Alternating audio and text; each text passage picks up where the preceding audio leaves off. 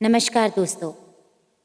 सुदामा ने एक बार श्री कृष्ण से पूछा, कान्हा, मैं आपकी माया के दर्शन करना चाहता हूँ, कैसी होती है? श्री कृष्ण ने टालना चाहा, लेकिन सुदामा की जिद पर श्री कृष्ण ने कहा, अच्छा, कभी वक्त आएगा तो बताऊंगा। और फिर एक दिन कहने लगे, सुदामा आओ, गोमती में स्नान करने चलें। दोनों गोमती के तट पर गए, वस्त्र उतारे, दोनों नदी में उतरे।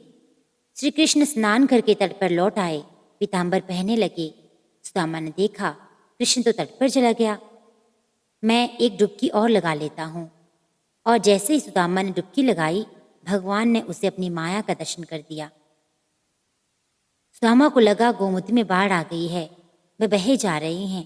सुदामा जैसे तैसे घाट के किनारे रुके, घाट पर चढ़े, घूमने लगे। घूमते घूमते गांव के पास आए, वहाँ एक हथनी ने उनके गले में फूल की माला पहनाई। ऐसे दिखाई थी श्री कृष्ण ने सुदामा को अपनी माया।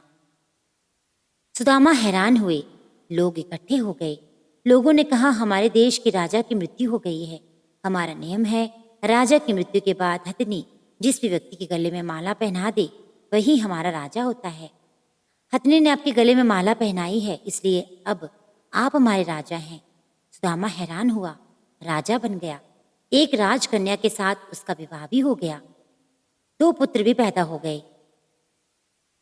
एक दिन सुदामा की पत्नी बीमार पड़ गई, आखिर मर गई। सुदामा दुख से रोने लगा। उसकी पत्नी जो मर गई थी, जिसे वह बहुत चाहता था, सुंदर थी, सुशील थी। लोग इकट्ठे हो गए। उन्होंने सुदामा से कहा, आप रोई नहीं, आप हमारे राजा हैं, लेकिन रानी जहाँ गई है वहीं आपको भी जाना है। ये मायापुरी का नियम है। आपकी पत्नी की चिता में अग्नि दी जाएगी, आपको भी आपकी पत्नी की चिता में प्रवेश करना होगा, आपको भी अपनी पत्नी के साथ जाना होगा। सुना तो सुदामा की सांस रुक गई, हाथ पांव फूल गए। अब मुझे भी मरना होगा? मेरी पत्नी की मौत हुई है, मेरी तो नहीं। भला मैं क्यों मरूं? ये कैसा नियम है? सुदामा अपनी पत्नी की मृत्यु को भूल गया, उसका रोना भी बंद हो गया।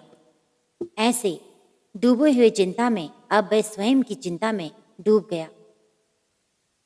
कहा भी, भाई मैं तो मायापुरी का वासी नहीं हूँ, मुझ पर आपकी नगरी का कानून लागू नहीं होता, मुझे क्यों जलना होगा? लोग नहीं माने। कहा, अपनी पत्नी के साथ आपको भी चिता में जलना होगा, मरना होगा, ये यहाँ का नियम है। आखिर सुदामा ने कहा, अच्छा भाई, चिता में जलने से पहले मुझे स्नान तो कर लेने दो। लोग नहीं माने। फिर उन्होंने हथियार बंद लोगों की ड्यूटी लगा दी। सुदामा को स्नान करने दो, देखना कहीं भाग न जाए।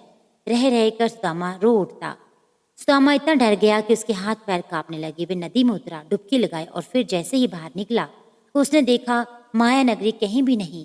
किनारे पर तो कृष्ण अपनी पीताम्बर ही पहन रहे थे और वे एक दुनिया में घूम आया है, मौत के मुंह से बचकर निकला है। सुदामा नदी से बाहर आया। सुदामा रोए जा रहा था। श्री कृष्ण हैरान हुए, सब कुछ जानते थे, फिर भी अनजान बनते हुए पूछा, सुदामा तुम क्यों रो रहे हो? कृष्ण, मैंने जो देखा वह सच था या जो मैं देख रहा हूँ? श्री कृष्ण मुस्कुराए और कहा, जो देखा भोगा वह सच नहीं था, भ्रम था, स्वप्न था, माया थी मेरी, और जो तुम अब मुझे देख रहे हो यही सच है। मैं ही सच हूँ।